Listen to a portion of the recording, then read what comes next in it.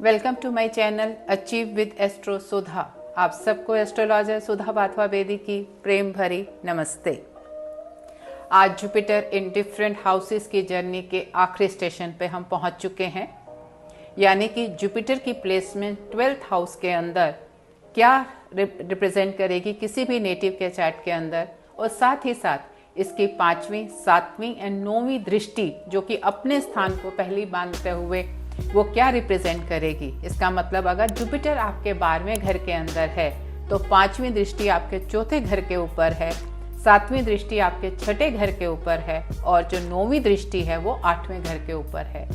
तो जुपिटर की प्लेसमेंट 12वें घर में और इन दृष्टियों का किसी भी नेटिव के चार्ट के ऊपर क्या इफेक्ट आता है, ये जानने के लिए पहले हम ये समझेंगे कि जुपिटर हमारी वैदिक एस्ट्रोलॉजी के अंदर क्या रिप्रेजेंट करता है।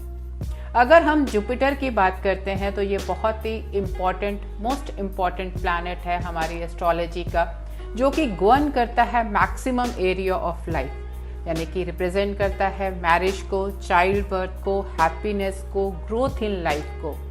ये हॉरिजन को एक्सपैंड करता है, जहाँ पे भी बैठता है प्लैनेट ऑफ एक्सपेंशन है, तो जिधर बैठेगा उस हाउस के कैरेक्टरिस्टिक्स को बढ़ा देगा। आपकी फाइनेंशियल वर्ल्ड की सभी तरह की नॉलेज जो है जुपिटर के थ्रू देखी जाती है। Planet of knowledge and wisdom है। एंशिएंट नॉलेजेस, सभी तरह के Vedas, occult sciences, astrology, numerology, any field of this thing, वो सभी चीज़ें जो हैं जुपिटर के थ्रू ही रिप्रेजेंट होती हैं। स्पिरिचुअल गुरुज, मोटिवेटर्स, ये भी हम जुपिटर के थ्रू लेते हैं। और साथ ही साथ जीव कारका और लिविंग क्रिएशन जो हैं उसका कारक भी जो है वो जुपिटर ही है। सभी तरह की मेडिकल नॉलेजेस, आपके चाहे आयुर्वेदा भी हो, बायोलॉजी हो, व्हाटसोएवर, इस तरह की जो नॉलेज है वो भी जुपिटर के थ्रू ही देखी जाती है। ये कंप्लीट फैमिली को रिप्रेजेंट करता है और ब्लेसिंग्स हैं आपके गुरुज की, अगर जहाँ पर भी ये बैठा है। अब अगर हम बात करते हैं 12th हाउस की, तो जो 12th हाउस है वो हाउस ऑफ इमेजिनेशन है, आपके इंट्यूशन का घर है, आपके खर्चों का घर है, लॉसेस का घर है, मोक्ष स्थान है, बेट प्लेयर है और some kind of blessings connected with your spirituals, जो आपके के साथ जो भी किसी ना किसी तरह की ब्लेसिंग्स हैं वो इस 12वें घर से ही हम देखते हैं। And any kind of losses, weather it is a financial loss और एन एनर्जी लॉस, वो भी हम यहाँ से ही देखेंगे 12वें घर से। जब जुपिटर आपके 12वें घर में आ जाता है तो ये उसका अपना जगह है। क्यों? क्योंकि कालपुरुष कुंडली के अंदर जुपिटर जो है जैसे सेजिटेरियस एंड पाइसिस को रिप्रेजेंट करता है, और पाइसिस जो है वो 12वां घर है। तो इसका मतलब जुपिटर अपने रेल्म के अंदर है। Jupiter is comfortable, like to be there, उसको अच्छा लगता है वहां आना। और ये जो जुपिटर है ये आपको डीप इमोशंस देता है। नॉट दैट कि यू बिकम इमोशनल, लेकिन ये जुपिटर किसी भी नेटिव्स के, चाहे ह्यूमन बीइंग हो या एनिमल्स भी हो, उनके इमोशंस को बहुत अच्छे से समझता है, रीड कर सकता है, and it like handles the people with that quality. मतलब अगर ये उसकी कैरेक्टरिस्टिक्स हैं कि मोटिवेटर है, स्पिरिचुअल उसके गुरुज हैं, then they are the very good mentors also, क्योंकि दे कैन अंडरस्टैंड कि दूसरे की इमोशंस क्या है, कहाँ पे प्रॉब्लम आ रही है और उसे कैसे उन्हें हैंडल करना है। एंड स्पेशली अगर ये जो 12th हाउस है आपका, इसके अंदर जो साइन है वो 4, 8 या 12, यानी कि कैंसर, स्कॉर्पियो या पाइसेस हो जाता है। क्योंकि कालपुरुष कुंडली के अंदर तो ये ऑलरेडी है ही आपका उसका पाइसेस का, साथ ही साथ अगर साइन में भी हो जाता है, these are the watery science, जो कि जुपिटर को और भी ज़्यादा इमोशनल बना देते हैं, इन द सेंस कि वो बहुत शार्पली अंडरस्टैंड कर सकता है किसी के भी इमोशंस को और उसके लिए उनको लाइफ के अंदर हेल्प कर सकता है। लेकिन ये बीइंग इट्स कैरेक्टरिस्टिक्स एक्सपैंड करता है उन कैरेक्टरिस्टिक्स को जो किसी भी घर के। Now it also has a characteristics of losses या एक्सपेंसेस।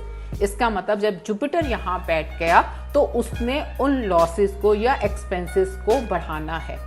यहाँ पे आपको अब ये देखने की जरूरत है कि weather it is A dignified Jupiter और ए नॉन डिग्निफाइड जुपिटर। क्योंकि जुपिटर के पास बहुत ज़्यादा फाइनेंशियल नॉलेज भी है, वो उसका भी सिग्निफिकेटर जुपिटर है। So positive aspect with a dignified Jupiter is कि ये जो लॉसेस हैं it will be converted into your investment. क्योंकि सपोज अगर आपने अपने बच्चे के एजुकेशन के ऊपर आपने देखा उसको बहुत अच्छे इंस्टीट्यूट में एडमिशन मिल रहा है, लेकिन बहुत मोटा उसकी फीस है या कुछ है, and you took a decision कि मुझे ये पैसा देना है, दो आपका एक्सपेंस होएगा उस केस के अंदर, लेकिन that is a kind of an investment into your child, क्योंकि उसके अगेंस्ट वो बहुत अच्छी एजुकेशन एंड डिग्री लेके बाहर आएगा, तो वो जो आपका एक्सपेंस था वो कन्वर्ट हो गया आपके इन्वेस्टमेंट में। तो with its own knowledge and wisdom ये जो डिग्निफाइड जुपिटर है आपके उन लॉसेस को कन्वर्ट कर देता है इन्वेस्टमेंट्स के अंदर। But if it is a non dignified Jupiter then you need to be careful. जहां ये इसकी दृष्टि जैसे आपको बताया, पांचवी दृष्टि आपके चौथे घर के ऊपर है, सातवीं छठे पे है और आपकी नौवीं दृष्टि आठवें घर के ऊपर है, तो चौथे घर के ऊपर ये दृष्टि देने की वजह से अगर ये नॉन डिग्निफाइड आपका जुपिटर है तो यहाँ पे ये देखा गया है कि मैरिज के टाइम के ऊपर काफ़ी डिफिकल्टीज आती हैं। एक तो आपके मैरिटल हाउस से वो छठे घर के अंदर आ गया, 6-8 कॉम्बिनेशन बना दिया उसने मैरिटल के साथ, और साथ ही साथ नॉन डिग्निफाइड होने की वजह से 4th हाउस आपका मैरिटल ब्लिस का भी है, तो वहाँ पे वो जो करेक्टरिस्टिक्स हैं उसके वहाँ पे मुश्किल आने लग जाती है उसकी लाइफ के अंदर। साथ ही साथ जो एक मदर का नरिचिंग नेचर होता है वहाँ पे भी इट इज सीन कि they don't get that kind of an जो वार्मथ या उनको अपनी मदर से मिलनी चाहिए या वो एक kind of A relationship which you can enjoy with your mother, वो मिस होता है अगर ये नॉन डिग्निफाइड जुपिटर यानी कि अगर डेबिलिटेशन का है, एनिमिकल साइन में है, नॉट हैविंग ए गुड शटबल, तो वहाँ पे आप ये देखेंगे कि इस तरह की प्रॉब्लम्स चौथे घर के ऊपर उनकी आ रही है जो कि पांचवी दृष्टि है। नाउ लेकिन चौथा घर क्या है आपका? It's a homeland. It is seen कि ऐसे नेटिव्स को जो स्पिरिचुअल प्लेसेस होते हैं वो बहुत ज़्यादा अट्रैक्ट करते हैं, या उनका घर जो है वो स्पिरिचुअल कोई ना कोई उनके आसपास मंदिर, गुरुद्वारा या ऐसा कुछ होगा बहुत नियर उस प्रेमिसेस के अंदर उनके घर के आसपास, या ऐसे नेटिव्स को जो नेचर है वो बहुत ज़्यादा अट्रैक्ट करते हैं। They want to spend their most of the time with the nature. Now if it is also having its the 7th दृष्टि ऑन द 6th हाउस, आपका जो 6th हाउस है that is an house of your enemies, competitors, disease and deaths also. अब if it is a non dignified mind, it non dignified अगर ये Jupiter है तो ऐसे नेटिव्स को अपने लोन्स के लिए बहुत ही ध्यान रखने की जरूरत है, क्योंकि अगर उन्होंने लोन्स लिया और वहां पे वो लॉसेस को भी एक्सपैंड कर रहा है तो ऐसे नेटिव्स के लिए उन लोन से बाहर आना बहुत मुश्किल हो जाता है। But the positive aspect is कि इस जगह पे देखते हुए जो आपके एनिमीज या कॉम्पिटिटर्स भी हैं उन्हें ये जुपिटर एक पॉजिटिव एस्पेक्ट देता है और वो आपको एज ए फ्रेंड कन्वर्ट कर देता है। वो ही कॉम्पिटिटर्स या एनिमीज जो अगर आप किसी जॉब में हैं या अपना बिजनेस के अंदर भी हैं, जो आपको पहले क्रिटिसाइज करते थे आपके अच्छे बिहेवियर, आपके गुरु नेचर के कारण, you take everyone along with you, क्योंकि आप कंपटीशन में एंटर करना पसंद नहीं करते हैं। गुरु doesn't have that nature, it has a nature of giving, it doesn't enter into the competitions. तो वो जो गिविंग आपका नेचर है आपका हर समय का, उसकी वजह से जो आपके एनिमीज या कॉम्पिटिटर्स हैं वो भी आपके अच्छे फ्रेंड्स बन जाते हैं और एक आपको अच्छा प्रेज करते हैं। 9वीं दृष्टि आपके 8वें घर के ऊपर है और 8वां घर आपका है सडन अप्स एंड डाउन्स का और आपके इन लॉस का भी। एंड इट इज सीन कि ऐसे नेटिव्स की जो लाइफ है वो बहुत अनप्रेडिक्टेबल होती है, क्योंकि ये इस बात का बहुत डिपेंड करता है कि weather it is A dignified Jupiter और ए नॉन डिग्निफाइड जुपिटर। क्योंकि नॉन डिग्निफाइड जुपिटर और जब वो इसके एरियाज को एक्सपैंड कर देगा तो तब इतने आपकी लाइफ में अप्स एंड डाउन्स होंगे कि आपको मतलब you will not be able to understand कि कब क्या होने वाला है। So it will be a totally unpredictable या एडवेंचरस लाइफ फॉर यू, क्योंकि उसने उस एरिया के जो भी करेक्टरिस्टिक्स हैं उन्हें एक्सपैंड करना है।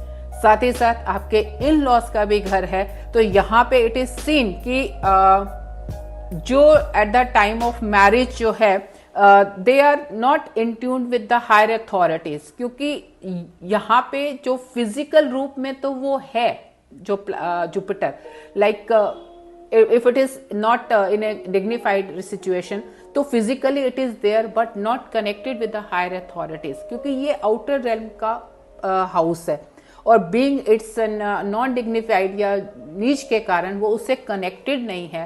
In that case it gives problems also at the time of marriage and have a difficult relations with the मतलब योर इन लॉज, जो कि एक मतलब it's a negative aspect of the Jupiter as if it is a non dignified this thing.